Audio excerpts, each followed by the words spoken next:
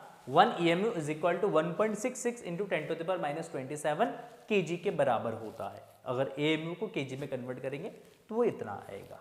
कैसे कन्वर्ट करेंगे, कैसे निकाला गया है, ये वन शॉट वीडियो के अंदर डिटेल में हम लोगों ने डिस्कशन किया था, आप लोग देख लीजिएगा वन शॉट वीडियो को। अच्छा, इसको AMU मेगा इलेक्ट्रॉन वोल्ट में कन्वर्ट करेंगे तो 1 AMU is equal to what, that is 931 mega electron volt. 1 EMU अगर मास कहीं लॉस हो रहा है वो 931 मेगा इलेक्ट्रॉन वोल्ट के इक्वल होता है। अगर इतना मास कहीं लॉस हुआ है तो इतना एनर्जी जो है वो आपका रिलीज होगा।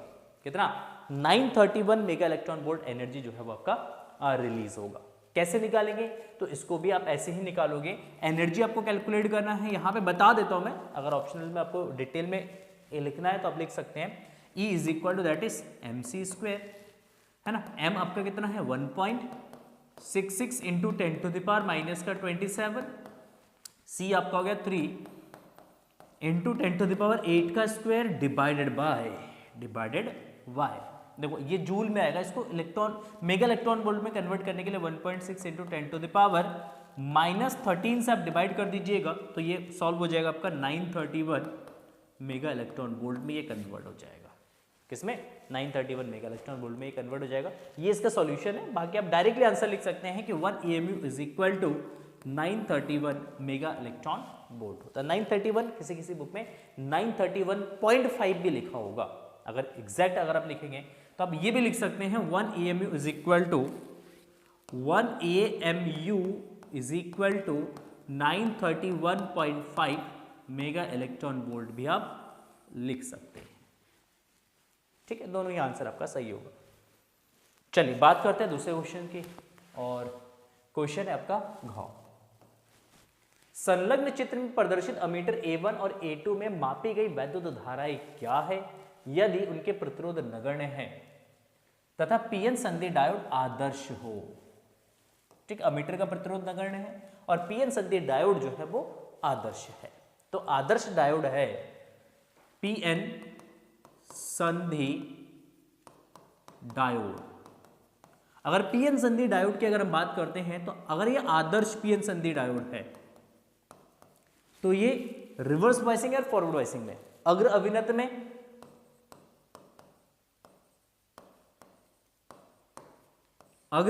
में ये कितना रेजिस्टेंस ऑफर करता है, ये 0 रेजिस्टेंस ऑफर करता है। और पश्च अभिनत में ये आपका इनफाइनाइट रेजिस्टेंस ऑफर करता है। ये याद रखिएगा, ये नोट पॉइंट मैंने यहां पे लिख दिया आपके काम के लिए। ठीक, अगर अग्र अभिनत में है तो जीरो रेजिस्टेंस ऑफर करता है, पश्च अभिनत में है तो इनफाइनाइट रेजिस्टेंस ही ऑफर करता है। ठीक, देखो अब यहां पे हमारे पास दो रेजिस्टेंस है, एक तो है 5 ओम का और एक है आपका यहां पे भी 5 ओम का है, 2 वोल्ट की बैटरी लगी हुई है इसके साथ। ठीक है, देखो अब यहां पे एक डायोड है, ये जो डायोड है बेटा, इस डायोड की अगर हम बात करते हैं तो इस डायोड का ये पी टर्मिनल्स होता है, ये एन टर्मिनल्स होता है। तो ये पी जो है इसके नेगेटिव से कनेक्टेड है और पॉजिटिव जो है वो एन से कनेक्टेड है। अगर डायोड के पी पॉजिटिव से और एन नेगेटिव से कनेक्टेड होता है तो डायोड अग्र अभिनत में होता है, और अगर डायोड का पी नेगेटिव के साथ और एन जो है वो पॉजिटिव के साथ कनेक्ट होता है तो उस केस में डायोड पश्च अभिनत में काम करता है। तो ये जो डायोड है बेटा यहां पे ये पश्च अभिनत में है, ये डायोड कौन से में, पश्च अभिनत में ये काम कर रहा है। अगर ये पश्च अभिनत में है तो इसका रेजिस्टेंस इनफाइनाइट है, अगर इनफाइनाइट रेजिस्टेंस है तो उस केस में डायोड क्या करेगा, करंट को ब्लॉक करता है। डायोड करंट को क्या कर देगा भाई, ब्लॉक कर देगा। मतलब इस वाले प्रतिरोध में करंट कितना हो जाएगा आपका, जीरो हो जाएगा। तो A1 का रेजिस्टेंस कितना होगा, जीरो हो जाएगा। तो यहां पे इसका सॉल्यूशन में क्या लिखेंगे, अतः डायोड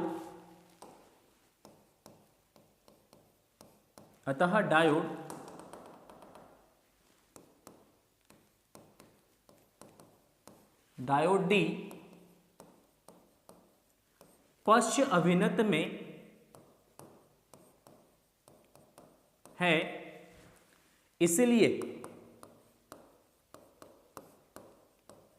यह धारा को रोक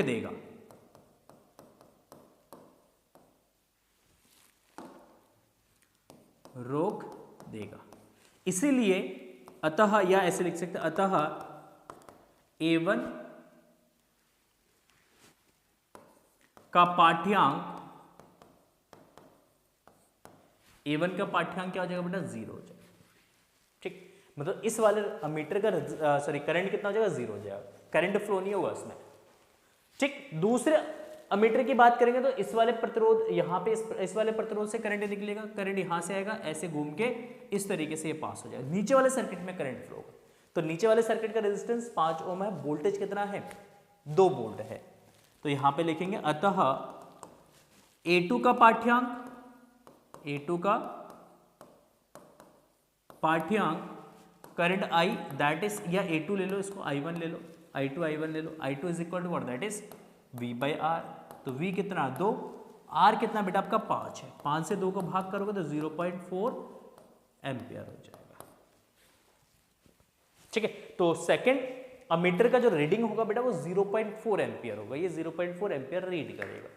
ठीक, तो ये बेसिक सा कॉन्सेप्ट है, इसी कॉन्सेप्ट का क्या करना है आपको, यूज करना है जब भी डायोड रेजिस्टेंस बेस्ड क्वेश्चन आएगा।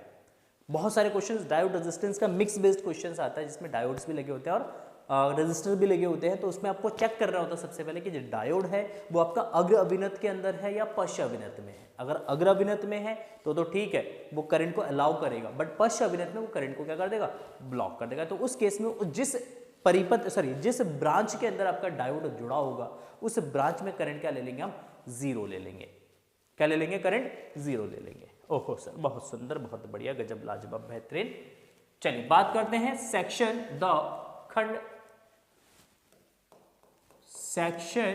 डी द खंड द। इसमें कह रहे हैं कि विभव प्रवणता से क्या तात्पर्य है, विभव प्रवणता एवं वैद्युत क्षेत्र की तीव्रता के मध्य संबंध स्थापित कीजिए।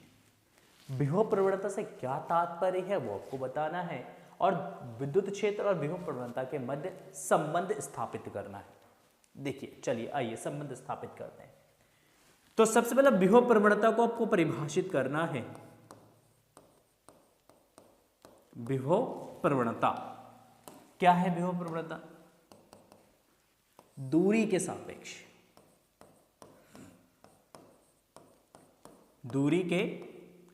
सापेक्ष विभव परिवर्तन की दर को, विभव परिवर्तन की दर को विभव प्रवणता कहते हैं। विभव प्रवणता कहते हैं। ठीक है, विभव प्रवणता दूरी के सापेक्ष विभव परिवर्तन की दर को विभव प्रवणता कहा जाता है। ये सबसे पहले एक नंबर में आपको ये डेफिनेशंस लिखना है कि विभव प्रवणता है क्या बेसिकली। तो दूरी के सापेक्ष अगर विभव में परिवर्तन हो रहा है, दूरी के सापेक्ष अगर आपका विभव परिवर्तित हो रहा है, तो उसी को हम क्या बोलेंगे, उसी को हम विभव प्रवणता बोलेंगे। पहला डेफिनेशन, तो नीचे लिख सकते हैं विभव प्रवणता, विभव प्रवणता बराबर delta V divided by delta X या delta V divided by delta R. अब दोनों में से कोई भी इक्वेशन यूज कर सकते हैं, एक्स भी ले सकते हैं, आर भी ले सकते हैं।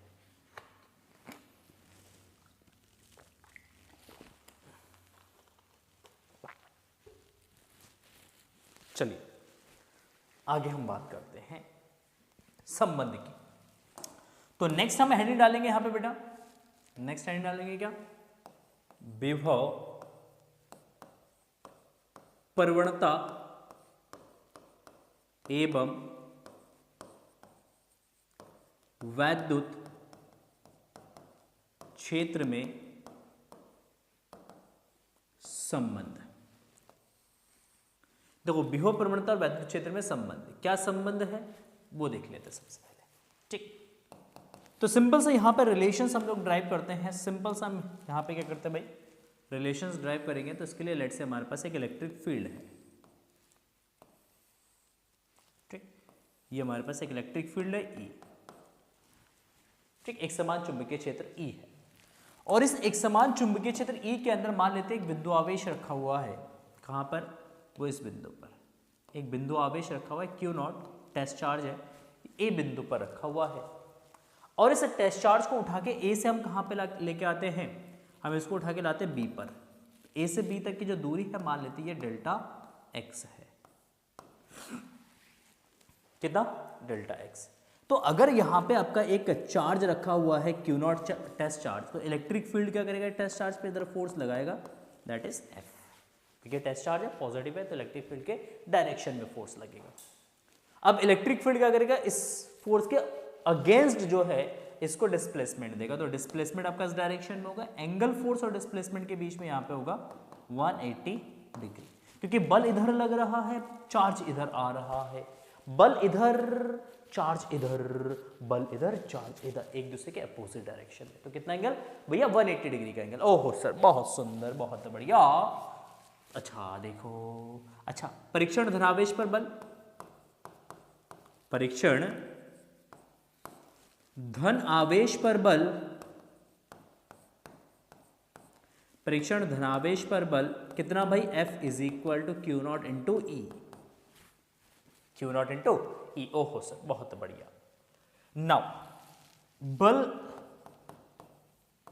के विरुद्ध,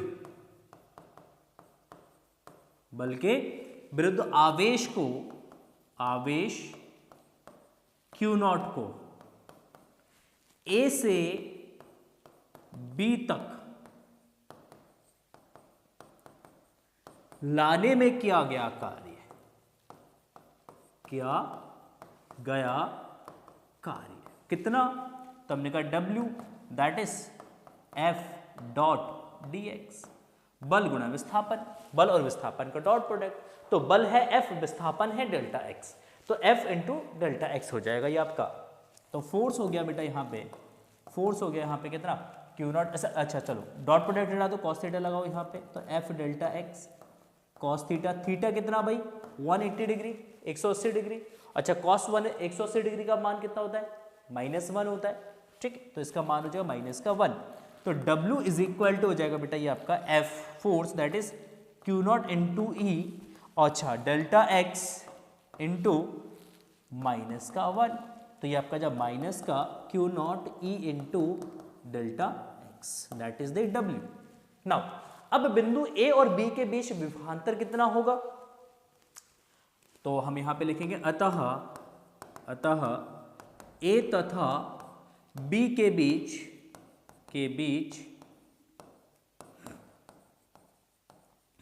विभवांतर, ए तथा बी के बीच विभवांतर कितना, डेल्टा वी। तो delta V is equal to what, that is W by Q naught. W by Q naught according to their definition, परिभाषा अनुसार A और B के बीच विभवांतरों को डेल्टा बी और W बाई क्यू नॉट हो जाएगा। अच्छा भाई बहुत बढ़िया। तो डेल्टा बी W कितना है आपका, W है बेटा माइनस का Q not E into delta x divided by Q not. तो हमने कहा क्यू नॉट से क्यू नॉट हो गया खल्लास। क्या हो गया, क्यू नॉट से क्यू नॉट हो गया आपका खल्लास। ओहो सर बहुत सुंदर। तो हमने कहा डेल्टा बी क्या हो जाएगा, तो delta B is equal to minus E into delta X. तो हमने कहा ई बराबर क्या हो जाएगा, तो ई बराबर माइनस का delta B divided by delta X. तो ये हो जाएगा आपका विद्युत क्षेत्र और विभवांतर विभव प्रवणता में संबंध हो जाएगा। ठीक, क्या लिख सकते हैं, विद्युत क्षेत्र बराबर माइनस विभव प्रवणता,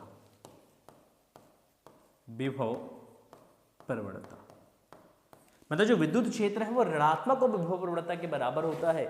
ठीक, ऋणात्मक साइन क्या इंडिकेट करता है, यहाँ पे माइनस साइन क्या इंडिकेट करता है, ये जो साइन है ये विद्युत क्षेत्र की दिशा को रिप्रेजेंट करता है, विद्युत क्षेत्र की दिशा को ये रिप्रेजेंट करता है, दिशा को निरूपित करता है।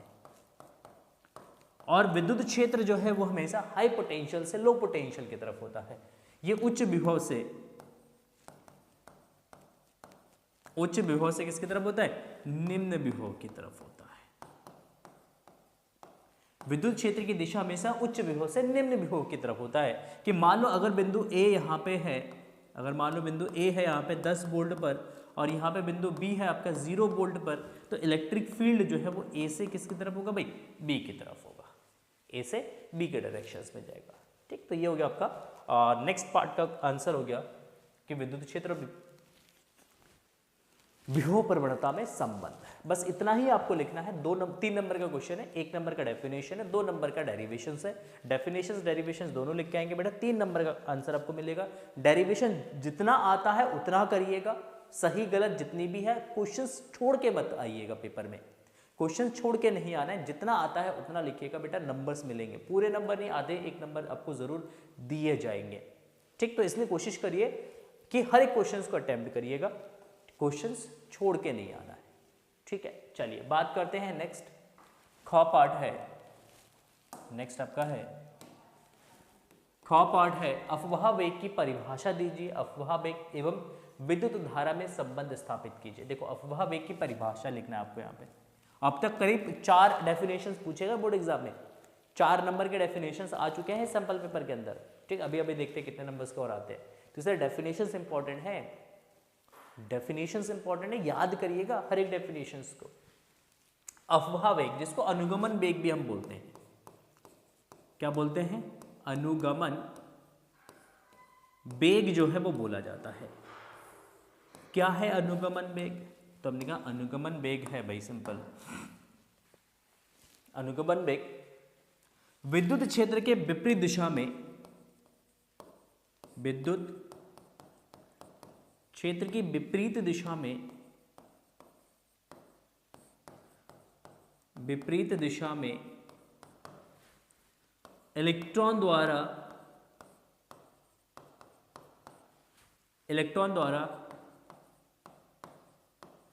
अर्जित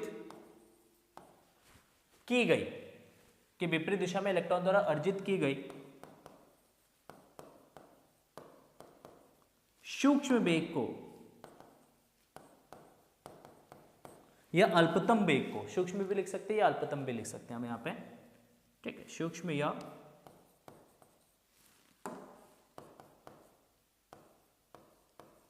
अल्पतम वेग को, अल्पतम वेग को अनुगमन वेग कहते हैं। क्या कहते हैं भाई, अनुगमन वेग कहते हैं। तो अनुगमन वेग की सिंपल सी यहाँ पे डेफिनेशन है, सिंपल सी यहाँ पे डेफिनेशन है। ठीक, विद्युत क्षेत्र की विपरीत दिशा में इलेक्ट्रॉन द्वारा अर्जित की गई सूक्ष्मतम या अल्पतम वेग को अनुगमन वेग कहते हैं। ठीक है, तो ये अनुगमन वेग की डेफिनेशंस हो गया। क्या हो गया भाई, अनुगमन वेग की परिभाषा हो गया। चलिए बहुत बढ़िया, बहुत सुंदर, बहुत बढ़िया, बहुत सुंदर। अब अनुगमन वेग और विद्युत धारा में क्या संबंध है वो आप यहाँ पे ड्राइव करेंगे। तो यहाँ पे नेक्स्ट आप हेडिंग डालेंगे बेटा कि अफवाह वेग तथा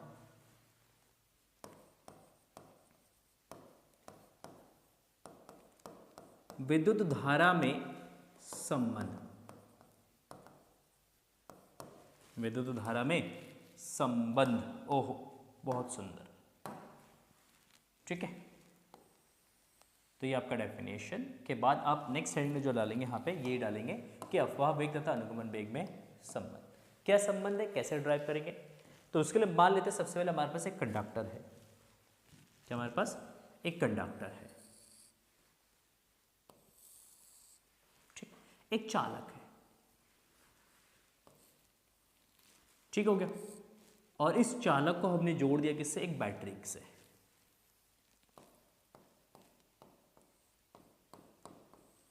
इसको हमने किससे जोड़ दिया भाई? एक बैटरी से हमने इसको कनेक्ट कर दिया। जैसे इस बैटरी से कनेक्ट करेंगे, ये आपका P एंड हो गया, ये आपका Q एंड हो गया। चालक की लंबाई मान लेते हैं कितना भाई? L है, चालक की लंबाई L है, ठीक। और इसके अंदर जो इलेक्ट्रॉन्स, देखो अब ये पॉजिटिव है, Q नेगेटिव है, तो इलेक्ट्रिक फील्ड बनेगा P से Q की तरफ। अगर इलेक्ट्रिक फील्ड P से Q की तरफ होगा तो इलेक्ट्रॉन जो है इसके अंदर क्या करेंगे? वो इस इलेक्ट्रिक फील्ड के अपोजिट डायरेक्शन में ड्रिफ्ट करेंगे। जितने भी इलेक्ट्रॉन्स होंगे ये सारे इलेक्ट्रॉन्स क्या करेंगे बेटा? ये इलेक्ट्रिक फील्ड के अपोजिट डायरेक्शन में क्या करेंगे? ये ड्रिफ्ट करेंगे। इलेक्ट्रॉन का ड्रिफ्टिंग होगा, अफवाह होगा इलेक्ट्रिक फील्ड के अपोजिट डायरेक्शन में, ठीक है। इस चालक का जो एरिया ऑफ क्रॉस सेक्शन है, इसका जो एरिया ऑफ क्रॉस सेक्शन है, इसका एरिया ऑफ क्रॉस सेक्शन मान लेते कितना भाई? A है। देखो सिंपल सा डेरिवेशन करवाऊंगा जिससे आपको याद रहे, जिससे आपको याद रहे डेरिवेशन। तो इसके लिए सबसे पहले मान लेंगे, इसके लिए सबसे पहले हम क्या करेंगे बेटा? मानेंगे, माना स्मॉल n मुक्त इलेक्ट्रॉन घनत्व, मुक्त इलेक्ट्रॉन घनत्व मतलब इस चालक के प्रति एकांक आयतन के अंदर कितने इलेक्ट्रॉन्स है? तो इसके प्रति एकांक आयतन के अंदर इलेक्ट्रॉन्स है स्मॉल n। इस चालक का आयतन कितना है? तो चालक, अच्छा यहां पे देखो L चालक तार की लंबाई है, ठीक। A जो है ये अनुप्रस्थ काट का क्षेत्रफल है, अनुप्रस्थ काट का क्षेत्रफल, ठीक। अच्छा तो चालक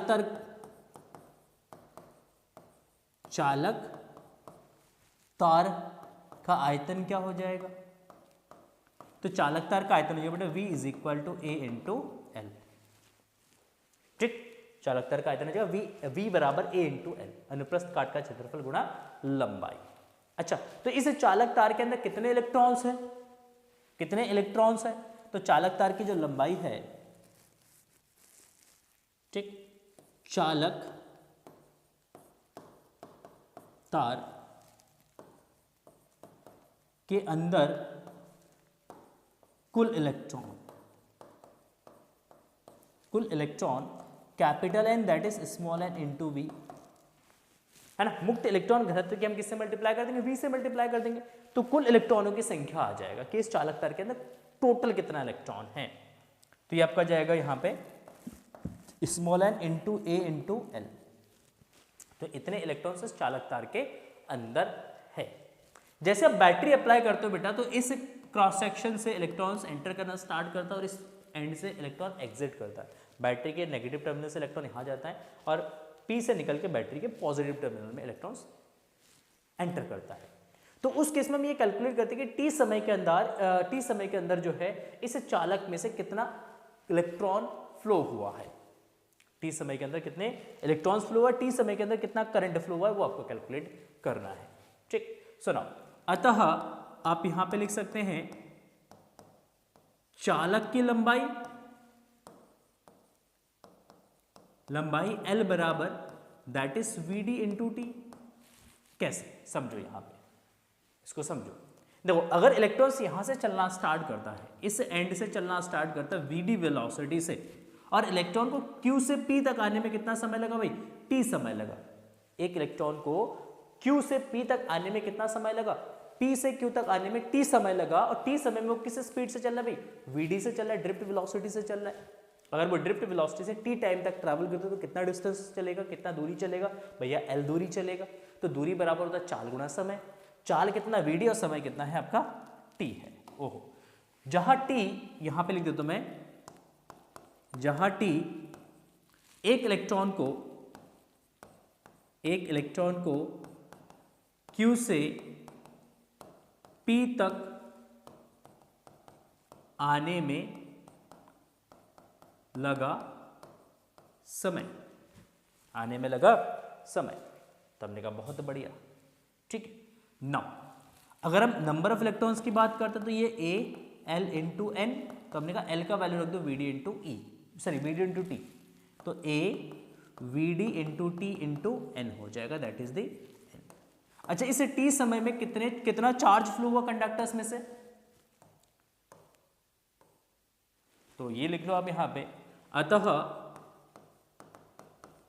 T समय में चालक से प्रवाहित आवेश, तो प्रवाहित आवेश का मान जो बेटा Q is equal to NE, तो N हो गया आपका AVDT into N into E हो जाएगा। तो कितना धारा प्रवाहित हुआ? तो धारा I बराबर जो आपका Q बाई टी, Q को आप T से डिवाइड कर देंगे तो NEA VD into T divided by T, तो T से T कैंसिल हो जाएगा आपका, तो I इज इक्वल टू हो जाएगा यहाँ पे NEA VD। ठीक, तो ये रिलेशंस हो गया और इस रिलेशन को आपको क्या करना है? याद करना है। तो I is equal to NEA VD हो जाएगा, NEA VD हो जाएगा। ठीक है, तो देखिए इस क्वेश्चन को। तो सबसे पहले आपको ये डायग्राम बनाना है, कुछ डेटा आपको लिखना है।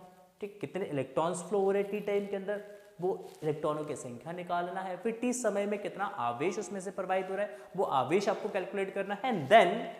एंड देन ठीक, I इज इक्वल टू आपको Q बाई टी यूज करके आपको धारा निकालना, कितना धारा उसमें से प्रवाहित हो, तो धारा I is equal to NEA VD हो जाएगा। ठीक हो गया। चलिए बात करते हैं नेक्स्ट क्वेश्चन के।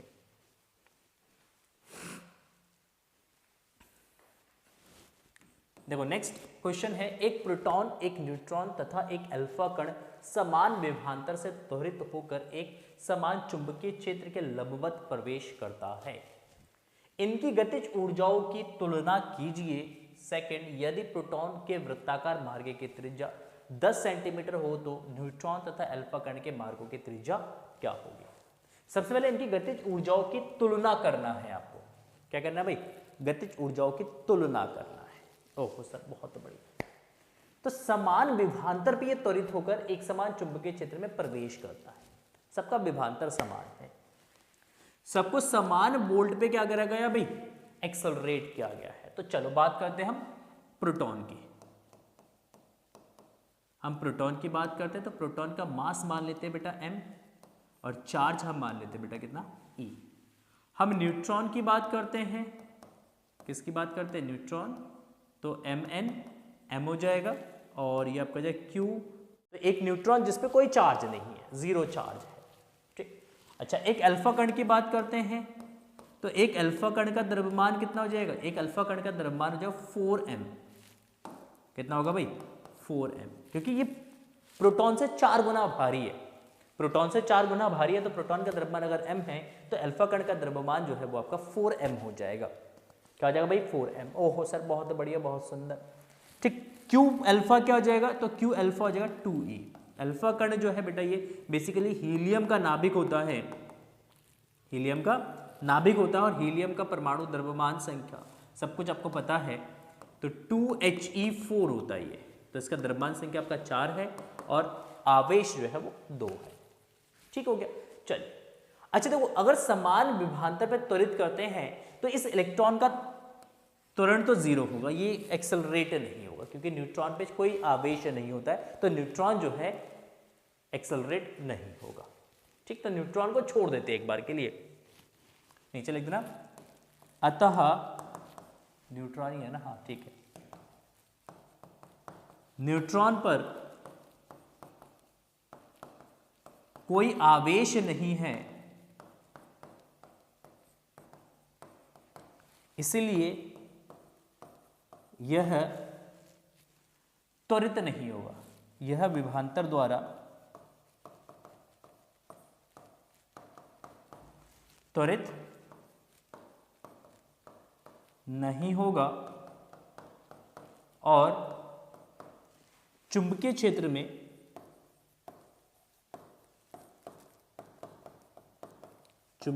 में यह सीधे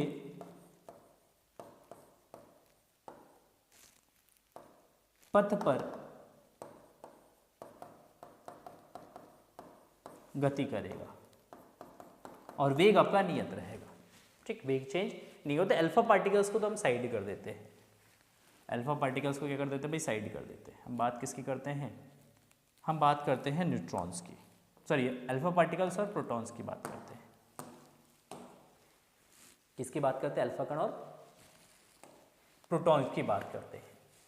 ठीक, तो देखो गतिज ऊर्जा क्या होता है, गतिज ऊर्जा के बराबर होता है Q into B, Q into B. तो प्रोटॉन की गतिज ऊर्जा क्या हो जाएगा, तो प्रोटॉन पे चार्ज है E और उसकी गतिज पोटेंशियल आपका है V। ठीक, अल्फा पार्टिकल्स की काइनेटिक एनर्जी के अल्फा, अल्फा पार्टिकल की काइनेटिक एनर्जी क्या हो जाएगा, Q है इसका 2E, तो 2E इंटू वी हो जाएगा। तो दोनों को अगर हम डिवाइड करते हैं तो Kp by K alpha that is equal to EV नॉट, sorry V divided by 2EV, EV से EV कैंसिल हो जाएगा तो 1/2, मतलब के अल्फा ये अल्फा है, के अल्फा, तो Kp 2Kp is equal to K alpha. तो ये तो क्या काइनेटिक एनर्जी में रिलेशन, मतलब प्रोटॉन की जो सॉरी अल्फा पार्टिकल की जो काइनेटिक एनर्जी है प्रोटॉन के कंपैरिजन में 2 टाइम्स होगा। ये पहले पार्ट का आंसर हो गया, ये पहले पार्ट का आंसर हो जाएगा। अगर हम सेकेंड पार्ट के आंसर्स की बात करते हैं तो सेकेंड पार्ट में क्या कह रहा है कि यदि प्रोटॉन के वृत्ताकार मार्ग की त्रिज्या कितना है भाई, 10 सेंटीमीटर हो, तो न्यूट्रॉन अल्फा कण के मार्गों की त्रिज्या ज्ञात करिए, तो न्यूट्रॉन का तो होगा ही नहीं, वो तो वृत्ताकार पथ पे गति करेगा नहीं, वो सीधे निकल जाएगा, जो कि यहाँ पे ऑलरेडी एक्सप्लेनेशंस कर चुके हैं उसका। हम अल्फा पार्टिकल्स की निकालते हैं, तो अल्फा पार्टिकल की अगर हम बात करते हैं, अल्फा पार्टिकल की एनर्जी की अगर हम बात करते हैं, सॉरी त्रिज्या की अगर हम बात करते हैं, तो देखो त्रिज्या का सूत्र क्या होता है, त्रिज्या होता है r, that is equal to mb divided by QB, mb divided by QB. mb को हम लिख सकते हैं root of 2mk divided by ये आपका जाएगा क्यूबी। ठीक है, देखो mb जो है आपका क्या होता है, mb जो है, mb ना ये आपका संवेग है ना, और संवेग को काइनेटिक एनर्जी के फॉर्म में लिखा जाएगा रूट ऑफ 2mk। याद करिएगा इसको, क्या करिएगा, याद करिएगा कि संवेग p बराबर आपका होता है mv और is equal to root of 2mk होता है, ये रिलेशन होता है, याद करिएगा, बहुत जगह यूज होता है आपका। ठीक, नाउ अल्फा पार्टिकल्स के अगर रेडियस की बात करते हैं और प्रोटॉन के रेडियस की बात करते हैं, तो प्रोटॉन के पथ की त्रिज्या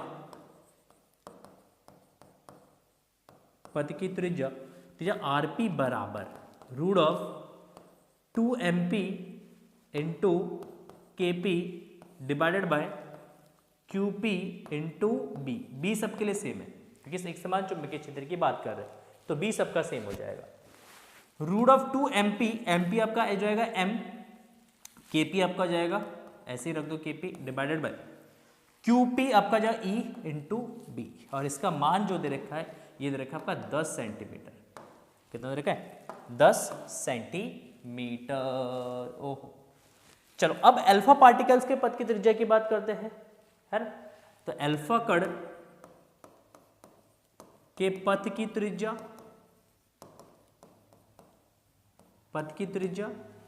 कितना हो जाएगा, ये आर अल्फा हो जाएगा, R alpha is equal to root of 2m alpha into K alpha divided by Q into V, तो Q अल्फा इंटू वी, तो वही आपका जो root of 2m alpha that is 4m, K alpha that is twice of Kp divided by Q alpha that is 2e और into B as it is, ठीक है। चलिए बहुत बढ़िया, बहुत सुंदर, कोई दिक्कत नहीं है। हम इसको सॉल्व कर लेते हैं, दोनों इक्वेशंस को डिवाइड कर लेते हैं, दोनों को क्या कर देते हैं, डिवाइड कर देते हैं। R alpha divide by R P is equal to, देखो आर अल्फा हो जाएगा बेटा root of 2 into 4 M P into 2 K P divided by 2e into B into B, divide करेंगे तो ये भाग जो है इंटू में कन्वर्ट हो जाएगा, तो इसको आरपी से डिवाइड कर दीजिएगा, तो ये वाला टर्म ऊपर चला जाएगा, तो ये E B divided by root of 2m K P, ठीक। जब आप इसको डिवाइड करेंगे तो ये वाला जब टर्म्स है ये ऊपर चला जाएगा, ये डिवाइड भाग करोगे तो ये भाग को जब गुणा में कन्वर्ट करोगे तो ये जाइए रेसिप्रोकल हो जाएगा, तो इसलिए हम यहाँ पे लिखा E B divide by root of m K P. देखो सिंपल, EV से EV कैंसिल हो जाएगा, ठीक है, MKP से MKP कैंसिल हो जाएगा, ये दोनों आपस में कैंसिल आउट हो गए, क्या बचा, रूट 2 से रूट 2 कैंसिल हो जाएगा, ऊपर क्या बचेगा 4 इंटू 2 डिवाइडेड बाय 2 बचा, ऊपर बचा रूट 4 इंटू 2 डिवाइडेड बाय 2, अच्छा 4 का स्क्वायर रूट हो जाएगा 2, रूट 2 डिवाइडेड बाय 2, 2 से 2 कैंसिल हो जाएगा, तो यहाँ से आ जाएगा आपका R alpha that is root 2 RP.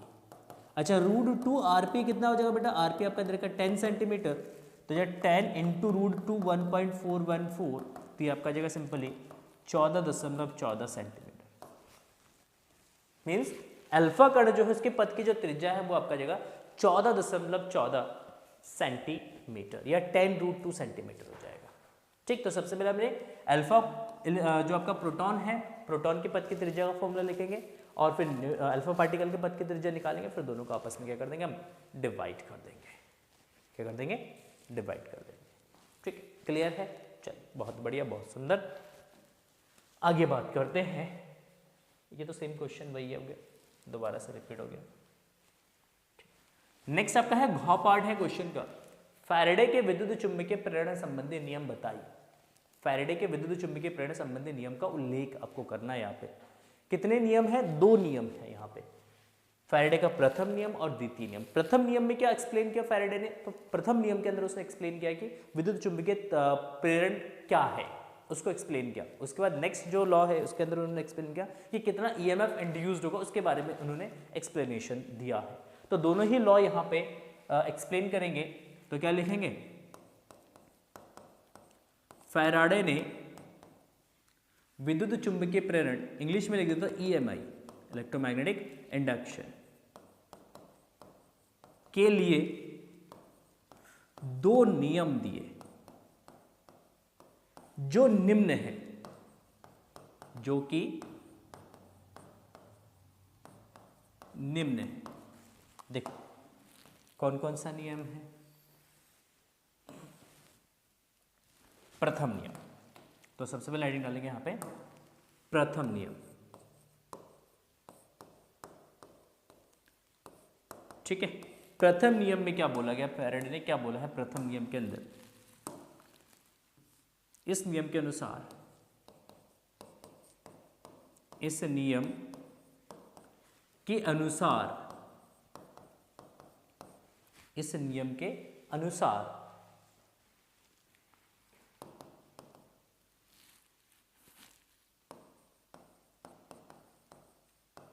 जब किसी बंद परिपथ या लूप से बद्ध चुंबकीय फ्लक्स में परिवर्तन होता है, चुंबकीय फ्लक्स में परिवर्तन होता है, तो उस कुंडली में, तो उस बंद परिपथ में एक विद्युत वाहक बल प्रेरित हो जाता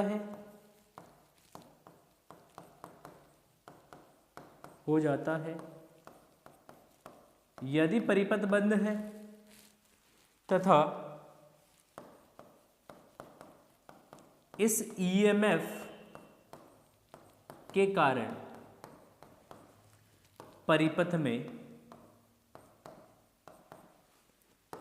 एक धारा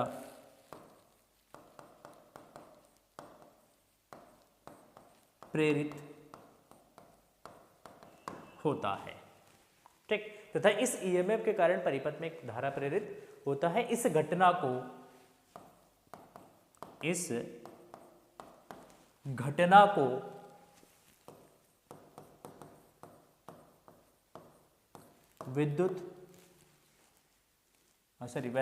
विद्युत चुंबकीय प्रेरण कहते हैं।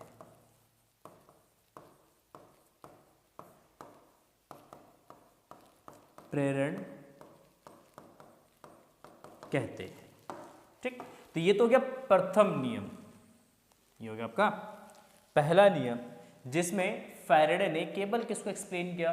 फैराडे ने एक्सप्लेन किया कि विद्युत चुंबकीय प्रेरण है क्या, बेसिकली विद्युत चुंबकीय प्रेरण किसे कहते हैं उसको एक्सप्लेन किया गया है। ठीक है, दूसरे नियम में उन्होंने एक्सप्लेन किया कि कितना ईएमएफ जनरेट होगा, उसके बारे में उन्होंने एक्सप्लेनेशन दिया। तो नेक्स्ट आपका है द्वितीय नियम। नेक्स्ट आपका है भाई द्वितीय नियम। ठीक, अच्छा, द्वितीय नियम में क्या बोला गया है? तो द्वितीय नियम में बोला गया है, क्या बोला गया है द्वितीय नियम में? तो उन्होंने कहा बंद परिपथ में विद्युत वाहक बल का मान किसके बराबर होगा? तो कुंडली या बंद परिपथ या लूप, आप कुछ भी लिख सकते हैं, है ना, आप कुछ भी लिख सकते हैं। तो कुंडली में प्रेरित विद्युत वाहक बल का मान, उस कुंडली से बद्ध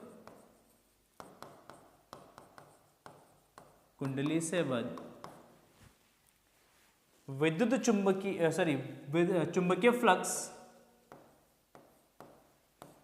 चुंबकीय फ्लक्स परिवर्तन की दर के बराबर होता है।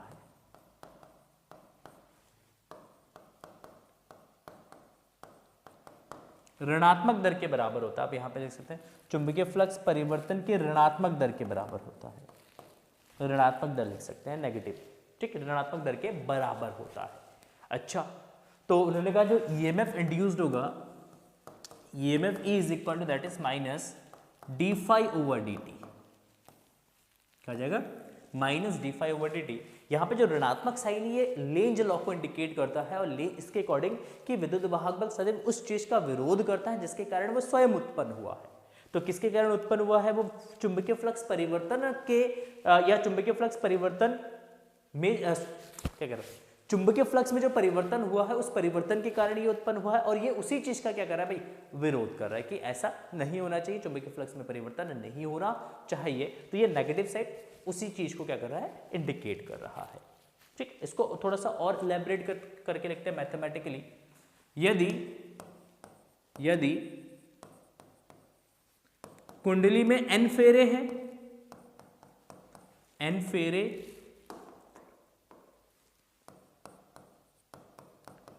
हो, तो अगर कुंडली में n फेरे हैं तो उस केस में हम लिख सकते हैं EMF is equal to minus n D phi over D T लिख सकते हैं। ठीक, अच्छा, बहुत बढ़िया। अच्छा, D phi over D T को हम ऐसे भी लिख सकते हैं बेटा, देखो इसको और मैथमेटिकली लिखना चाहे तथा हम इसको ऐसे लिख सकते हैं EMF E is equal to minus N delta phi over delta T के फॉर्म में लिख सकते हैं, D phi over D T या delta phi over delta T के फॉर्म में हम लिख सकते हैं इसको। डेल्टा फाई को क्या लिख सकते हैं? तो डेल्टा फाई को लिख सकते हैं बेटा phi two minus phi one divide by T2 minus T1, इसको ऐसे भी लिखा जा सकता है, इसको हम ऐसे भी लिख सकते हैं, देखो phi 2 that is B2 into A minus B1 into A divided by T2 minus T1। T2 minus T1 को आप T से रिप्रेजेंट कर लो तो भी चलेगा, या डेल्टा T से रिप्रेजेंट करो तो भी चलेगा। तो आप EMF को इस फॉर्म में भी लिख सकते हैं, मैग्नेटिक फील्ड के टर्म्स में भी इसको रिप्रेजेंट कर सकते हैं। ठीक, तो ये हो गया फैराडे का द्वितीय नियम। 3 नंबर का क्वेश्चन है, 3 नंबर का क्वेश्चन है। ठीक, तो ये आपको लिखना है, फर्स्ट नियम को एक्सप्लेन करना, सेकंड नियम को एक्सप्लेन करना और उसको थोड़ा सा मैथमेटिकली फॉर्म में अलग अलग इक्वेशंस आपको लिख देना। 3 नंबर का क्वेश्चन आपके बनके तैयार हो जाएगा। ठीक है, क्लियर है? तो आई होप आपको वीडियो पसंद आ रहा है। तो अगर वीडियो पसंद आए तो प्लीज वीडियो को लाइक जरूर कर दीजिएगा, कमेंट जरूर करिएगा बेटा, और वीडियो को शेयर जरूर करिएगा अपने दोस्तों के साथ, ताकि उनको भी अच्छा कंटेंट जो है वो फ्री ऑफ कॉस्ट में मिल सके। चलिए एक क्वेश्चन और करते हैं, उसके बाद नेक्स्ट जो क्वेश्चन होंगे बेटा, नेक्स्ट जो क्वेश्चन होंगे आपके 5 नंबर और 6 नंबर 7 नंबर, इसके बाद जो आपके लॉन्ग क्वेश्चन होंगे वो हम नेक्स्ट पार्ट में हम लोग जो है वो डिस्कशंस करेंगे, वो नेक्स्ट पार्ट में हम लोग डिस्कशंस करेंगे। ठीक, 2 नंबर क्वेश्चन है कि किसी पर्दे को बिंब से 90 सेंटीमीटर की दूरी पर रखा गया है। पर्दे पर किसी उत्तल लेंस द्वारा उसे एक दूसरे से 20 सेंटीमीटर दूर स्थितियों पर रखकर 2 प्रतिबिंब बनाए जाते हैं। लेंस की फोकस दूरी ज्ञात करिए। देखो सिंपल सा क्वेश्चन कह रहा है कि किसी पर्दे को बिंब से 90 सेंटीमीटर दूर रखा गया है। एक बिंब है, उसे 90 सेंटीमीटर की दूरी पर एक वस्तु है यहाँ पे, ठीक, एक पर्दा है, और इन दोनों के बीच की जो दूरी है बेटा ये 90 सेंटीमीटर है। कितना? 90 सेंटीमीटर है।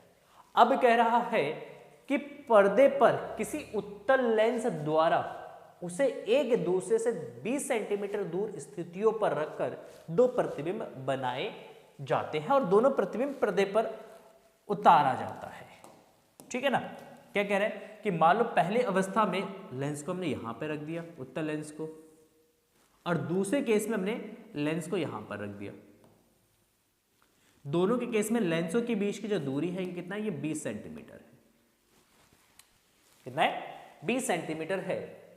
ठीक, और दोनों ही के केस में जो प्रतिबिंब जो बनता है वो उस पर्दे पर बनता है। तो आपसे ये पूछा है कि बताओ जो लेंस हमने यूज किया इस लेंस की फोकस दूरी क्या है? देखो सिंपल, अगर मान लो ये वस्तु यहां पर रखा हुआ है तो वस्तु की दूरी है बेटा u, यहां से ये प्रतिबिंब की दूरी हो जाएगा इतना, दैट इज दी v। तो इस केस में हम लिख सकते हैं अतः u जो है वो वस्तु की दूरी मतलब बिंब की दूरी है, बिंब की दूरी है, v जो है वो प्रतिबिंब की दूरी है, प्रतिबिंब की दूरी है। चलिए बहुत बढ़िया। तो अकॉर्डिंग टू क्वेश्चन प्रश्न अनुसार u प्लस v, u और v का जो सम होगा वो कितना हो जाएगा बेटा? u plus v that is equal to what? That is equal to what? That is the 90। कितना जाएगा बेटा? 90 सेंटीमीटर हो जाएगा। ठीक, ना नेक्स्ट की अगर हम बात करते हैं तो नेक्स्ट केस में देखो ये आपका u हो जाएगा बेटा और ये आपका v हो जाएगा, जस्ट एक दूसरे के अपोजिट हो जाएंगे, एक दूसरे के अपोजिट। अब इसको ऐसे बता सकते हैं कि उस केस में देखो ये आपका नेक्स्ट केस में ये आपका v हो जाएगा, ये आपका u हो जाएगा। ठीक, तो इस केस में अब v में से अगर आप u को माइनस करेंगे तो आपको कितना मिलेगा? 20 मिलेगा। तो दूसरा इक्वेशन मिलेगा v minus u is equal to 20। दोनों इक्वेशंस को ऐड कर दो। ठीक, तो u से u कैंसिल हो जाएगा, v प्लस b 2v हो जाएगा, 90 प्लस 20 आपका जाएगा 110, तो v हो जाएगा बेटा कितना?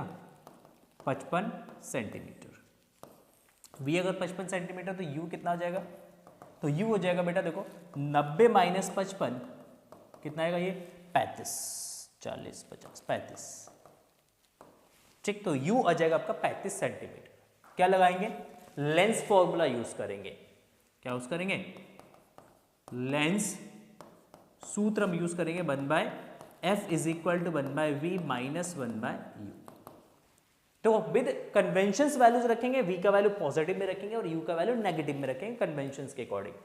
तो v आपका हो जाएगा 55 और u हो जाएगा बेटा आपका माइनस का 35, माइनस माइनस प्लस हो जाएगा, तो 1/f is equal to 1/55 plus 1/35, 1/55 plus 1/35। एक काम करो, 5 इसमें से ना कॉमन ले लो, 5 कॉमन ले लोगे तो यहाँ पे आ जाएगा 1/11 प्लस 1/7, 1/11 और 1/7 का एलसीएम क्या जगह 77 हो जाएगा, इसके क्रॉस मल्टीप्लाई कर दीजिएगा, तो 1/5 7 प्लस 11/77, ठीक। तो ये जगह 1/5 गुणे, तो 7 प्लस 11 ये आपका जाएगा 18/77 1/f। तो f क्या आ जाएगा बेटा आपका 5 गुणे 77/18, 18 से इसको भाग करिएगा तो 18 छिंग 78 होता है, 18 छिंग 78, 18 पंजे ले लेते हैं, 18 पंजे कितना,